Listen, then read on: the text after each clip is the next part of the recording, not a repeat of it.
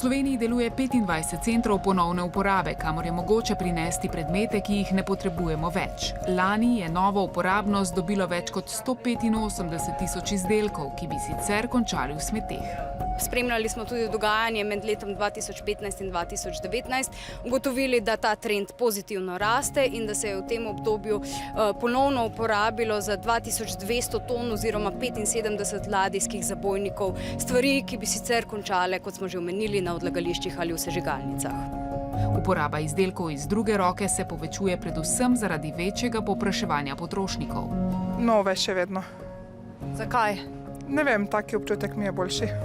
Kaj pa glede te izmenjave, da si kaj sposodite, menjavate? To pa pri otroških oblačilih pa to prakticiram, ja. Da dam naprej tisto, kaj sta otroka prerasla. Kupujem sigurno tudi čevlje sploh.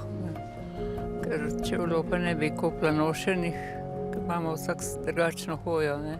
Odvisno zdaj od stvari, cote so nove, ne.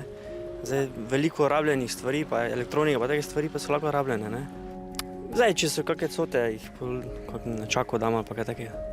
Potrošniki rabljene izdelke iščejo zlasti po spletnih portalih, družbenih omrežjih, na sejmih in izmenjavah. Ponovno uporabo povezujeta odgovoren odnos do okolja in prihranek.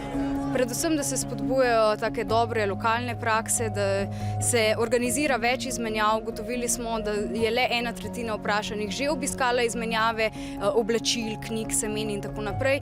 Tisti, ki so že obiskali te izmenjave, se želijo tega še več, tudi v krajih izven prestolnice s kakšnimi drugimi predmeti, tako da spodbuda vsem lokalnim organizatorjem potem, da se odprejo knjižnice reči. Nekatere države korake za preprečevanje nastajanja odpadkov že udejanjajo. Na španskem otočju Baleari so si na primer zastavili cilj do leta 2030 ponovno uporabiti vsaj 5% vseh odsluženih izdelkov.